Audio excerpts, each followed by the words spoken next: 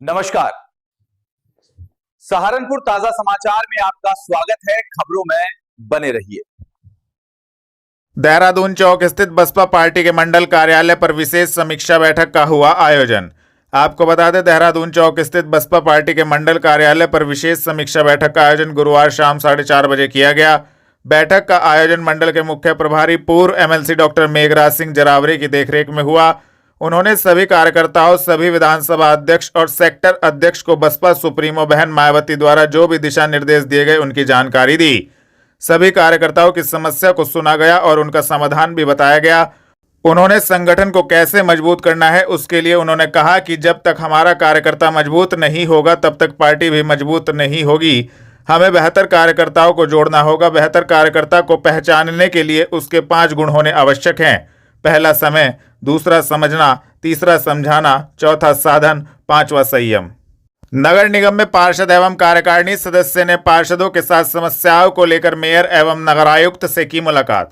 आपको बता दें, पार्षद एवं कार्यकारिणी सदस्य मंसूर बदर के साथ गुरुवार शाम 5:30 बजे पार्षदों के दल ने मेयर डॉक्टर अजय सिंह, नगरायुक्त शिपुगिरी से समस्याओं को लेकर मुलाकात की।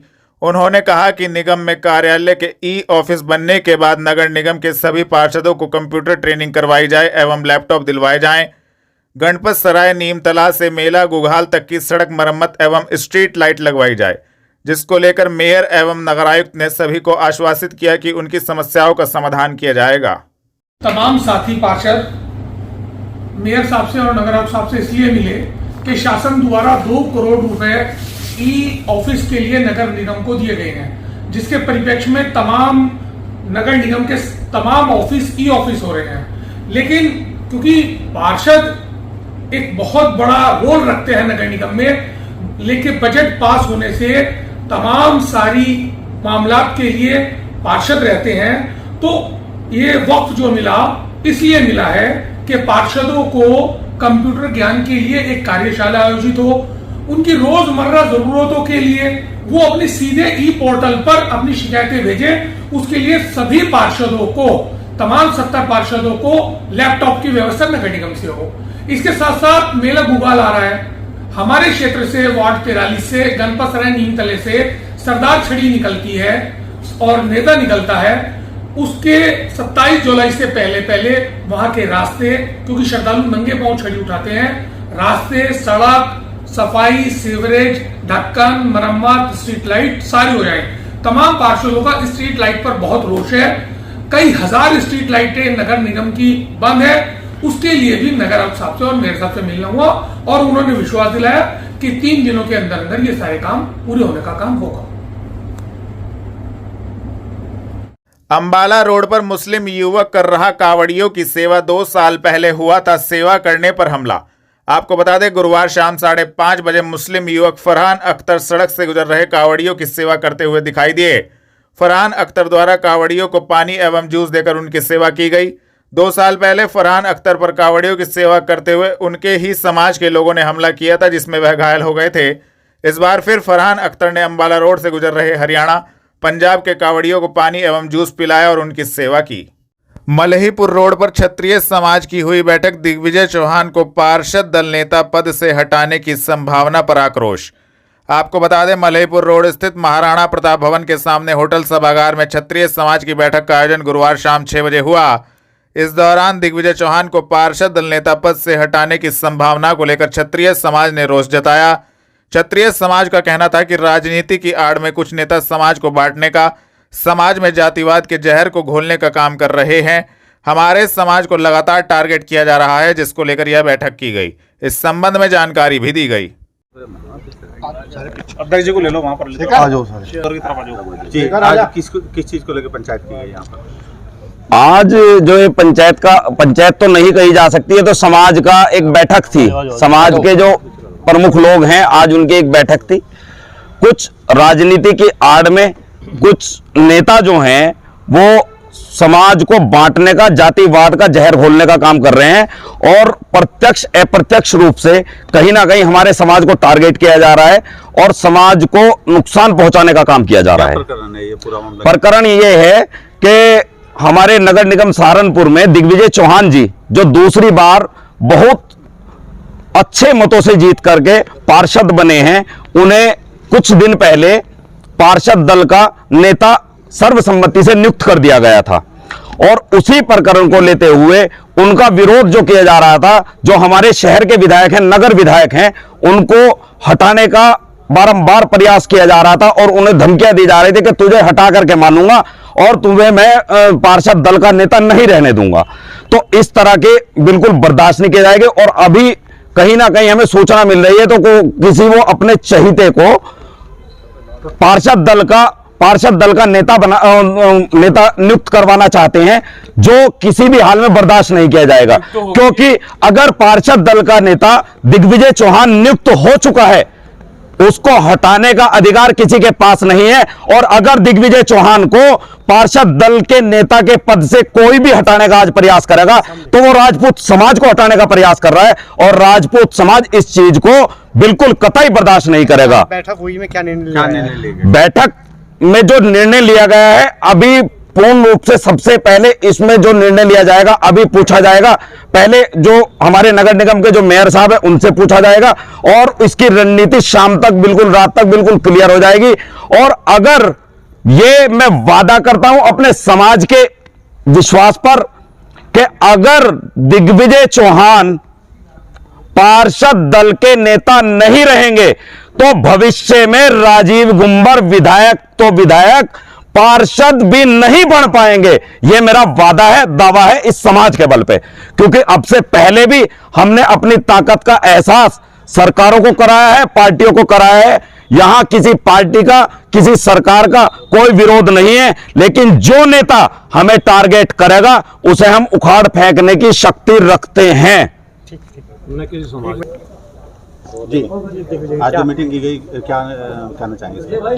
देखिए, लगभग 2 तारीख में माननीय महापौर जी के द्वारा मुझे पार्षद दल का नेता बनाया गया था। उससे पहले 2 महीने से प्रक्रिया चल रही थी कि पार्षद दल का नेता नया बनना था। तो उस प्रकरण में मैं विधायक जी से, महानगर अध्यक्ष से, मेयर साहब से और मंत्री प्रभारी वाईपी सिंह सबसे मैंने संपर्क किया, अपनी बात रखी कि मैं सीनियर हूँ, मैं 2 बार का जो है पार्षद हूँ, मुझे ये जिम्मेदारी दी जाए। मैंने अपने विचार, अपनी मांग उनके सामने रखी थी।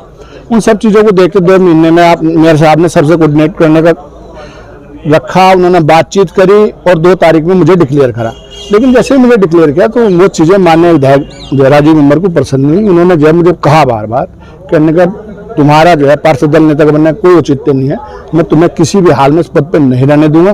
वो चीज़ें बार कह रहे थे। उसी प्रकरण में उन्होंने नया लेटर जारी करा, जो चीज़ें लोगों से पता लग रही है। देखा मैंने भी नहीं है कि किसी नए को पार्षद दल का नेता बना रहे। शायद मुझे लगता है एक्ट के हिसाब से होनी है। मुझे माननीय मेयर साहब ने बनाया था, अब वो किस हिसाब से बनाया, कौन हटाएगा, वो चीज़ें वो बताएंगे। ऐसे क्यों उन्होंने किया? क्यों, क्या कोई विवाद रहा आपका उनसे? मेरा उनसे कोई विवाद नहीं। हाँ, इतना जरूर विवाद है कि मैं उनके विरोध के बावजूद मुझे टिकट मिला। मैं भारतीय जनता पार्टी के सिंबल पे बड़े मार्जिन से 2000 वोटों से जीता हूँ। वो वहाँ उस वार्ड में भी उस समय भी अपने चेहते को लड़ाना चाहते थे। अगर फिर भी ये प्रकरण चलता है या विधायक जी उनके विरोध, तो आगे क्या रहेगा आपका? जो समाज तय करेगा मैं उसमें ठीक। समाज जो कहेगा फुल एंड फाइनल उसमें साथ। सपा कैराना सांसद एवं एडीएम ई के बीच का विवाद गहराया। समाजवादी पार्टी ने एडीएम ई के खिलाफ कमिश्नर कार्यालय पर किया प्रदर्शन। आपको बता दें, समाजवादी पार्टी से कैराना सांसद इकरा हसन एवं एडीएम प्रशासन के बीच का विवाद गहरा गया है। गुरुवार दोपहर 1 बजे जिलाध्यक्ष चौधरी अब्दुल वाहिद के नेतृत्व में दिल्ली रोड स्थित कमिश्नर कार्यालय पर समाजवादी पार्टी के पदाधिकारीगण, कार्यकर्तागण एकत्रित हुए, जहां पर समाजवादी पार्टी के जिलाध्यक्ष का कहना था कि एडीएम प्रशासन के ऊपर कार्रवाई नहीं हुई तो वह सड़क से लेकर संसद तक आंदोलन करेंगे, जिसको लेकर संबंधित जानकारी भी दी गई। हो गया रोल जी। अध्यक्ष जी, इकरा हसन के साथ में सांसद हैं कैराना की, उनके साथ में अभद्र व्यवहार के आरोप लगाए गए समाजवादी पार्टी का उनके द्वारा। 1 तारीख की घटना है, 15 तारीख को क्यों लगा? देखिए, आपकी जानकारी में छोटे प्रत्याशी प्रवीण जी है और वहाँ के जो ईओ है वो विकास कार्य में बाधित हो रहे हैं और आपके चेयरमैन जो है वो बारी से अधिकारी से मिलने का काम करती रही, लेकिन वो थक गई और चोर हो गई इस बात के लिए, तो अपने सांसद महोदय सारा पकड़ा और सारा प्रकरण जो है आपका छोटपुर नगर पंचायत का उनसे अवगत कराने का काम किया। उसी बात को लेकर के सांसद महोदय जी कहा कि चलिए अधिकारी से बात करते हैं और उसका समस्या का समाधान कराया जाएगा। उस संबंध में एडीएम को 3 बार फोन किया, 3 बार रिसीव नहीं किया है और दफ्तर में भी कहा, उन्हें फोन करके कहा होगा कि जो शिकायत है वो लिख करके दे दीजिए। क्योंकि सांसद महोदय जनप्रतिनिधि महिला है वो कोई शिकायत नहीं करती है। आप जानते हैं उनकी शैली को, कि उनकी शैली क्या है, उनकी भाषा क्या है। आप उत्तर प्रदेश देश जानता है, चाहे पार्लियामेंट में उनकी भाषा को सराहना की जाती है, और यहाँ पर भी है। उन्होंने कोई ऐसे भाषा का इस्तेमाल नहीं किया है। उसके बाद एडीएम एफ पहुंचते हैं और उन्होंने एडीएम साहब को फोन किया। फोन लगाने के बाद आपका एडीएम साहब वहां पहुंच गए। जब बात शुरू हुई, उन्होंने कहा कि आपने फोन, मैंने फोन 3 बार पूरा फोन नहीं उठाया आपने। इसकी शिकायत मामूली तौर से करने का काम किया, और बेकार से करते भी हैं। किसी को फोन किया जाए, नहीं उठा रहा तो उससे बात तो रखी जाएगी, ताकि भविष्य में उसकी पुनरावृत्ति ना हो। तो उसके बाद जो है आप उन्होंने नगर पंचायत चुनाव की समस्या को रखा, और फिर उसमें बताया गया इस बात के लिए कि साथ ये हो रहा है, और हम शिकायत करना नहीं है, बल्कि हमारा मकसद ये है कि ईओ और चेयरमैन के बीच जो विवाद है आपस का, उसको आप सुनिए और सुन करके उसका निस्तारण कर दीजिए।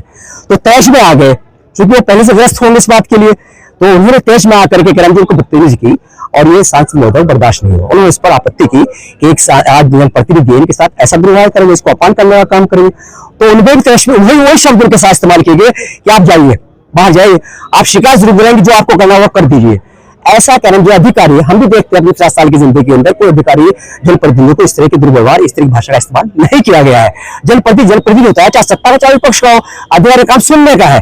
जिस मसले को लेकर कोई जवाबदेही आपकी जनप्रतिनिधि की होती है, जनता कहाँ जाएगी, जनता जाएगी जनप्रतिनिधि के साथ, और उनका दायित्व बन जाता है इस बात का, जिसके भी मसला हो उस अधिकारी से उस समस्या का समाधान कराया जाए।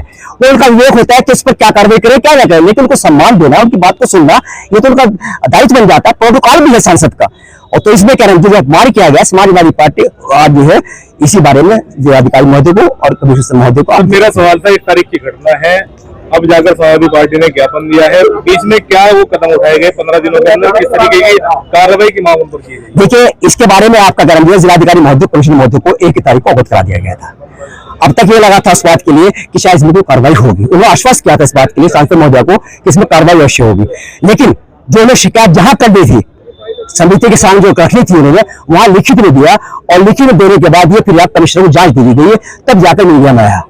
इसलिए कार्रवाई जारी तभी से है, लेकिन यहाँ पर कोई इसको किसी तरह से इसमें आपका जो है रवैया बदल रहा है। देखिए, कार्रवाई अवश्य होगी, यहाँ नहीं होगी, पार्लियामेंट में इसको उठाएगी, विधानसभा में उठाएंगे, राज्यसभा में उठाया जाएगा, विधान परिषद में उठाया जाएगा, और फिर समाजवादी पार्टी अगली रणनीति पर आकर चाहे आंदोलन भी क्यों ना करना पड़े, क्योंकि समाजवादी पार्टी संघर्ष के लिए जानी जाती है, और वही संघर्ष समाजवादी पार्टी फिर करेगी। लेकिन राष्ट्रीय अध्यक्ष को अवगत करा दिया गया है, वहां से निर्देश प्राप्त होगा, उस पर कार्रवाई अवश्य की जाएगी। जेल चुंगी देहरादून रोड पर प्रधान ग्रुप एवं विश्व हिंदू महासंघ हिंदू युवा वाहिनी ने कांवड़ियों के लिए लगाया निःशुल्क चिकित्सा शिविर। आपको बता दें, गुरुवार दोपहर 1:30 बजे प्रधान ग्रुप एवं विश्व हिंदू महासंघ हिंदू युवा वाहिनी की ओर से कांवड़ियों की सेवा के लिए निःशुल्क चिकित्सा शिविर का शुभारंभ जेल चुंगी देहरादून रोड पर किया गया। कार्यक्रम में मुख्य अतिथि के रूप में एसपी देहात सागर जैन पहुंचे और निःशुल्क चिकित्सा शिविर का शुभारंभ कराया। निःशुल्क चिकित्सा शिविर लगाने का उद्देश्य दूर दराज से आने वाले कांवड़ियों की सेवा करना है, जिसको लेकर संबंधित जानकारी भी दी गई।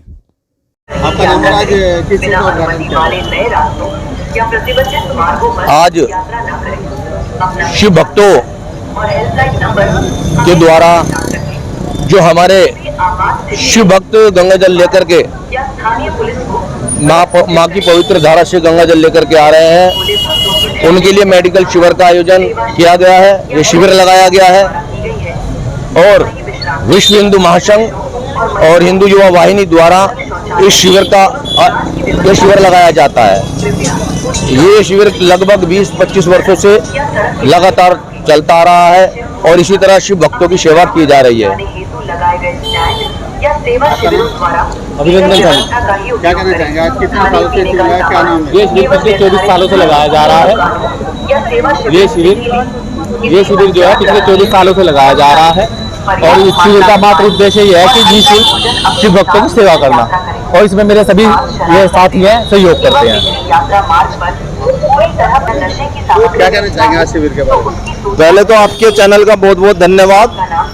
ये जो चिकित्सा शिविर लगा हुआ है, भोलों के सेवा के लिए लगा हुआ, प्रधान गुरु विश्व हिंदू महासंघ और हिंदू युवा वाहिनी, उसके सभी पदाधिकारियों ने ये शिविर लगा रखा और हम अपना सौभाग्य समझते हैं कि हमें भोलों की सेवा करने का मौका मिला।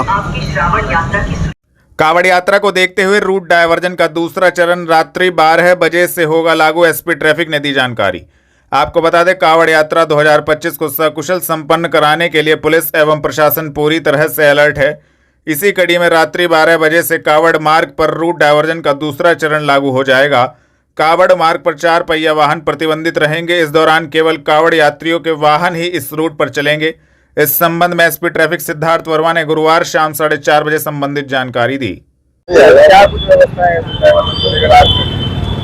देखिए, जैसा कि पूर्व से ही मीडिया के माध्यम से लगातार यातायात पुलिस द्वारा प्रचारित किया जा रहा है कि 17/18 की रात से हम द्वितीय चरण व्यवस्था का लागू करेंगे, जिसमें हम जितने 4 पहिए के वाहन जिनको हमने पासेस इशू किए हुए हैं वो सारे पासेस स्वतः निरस्त माने जाएंगे।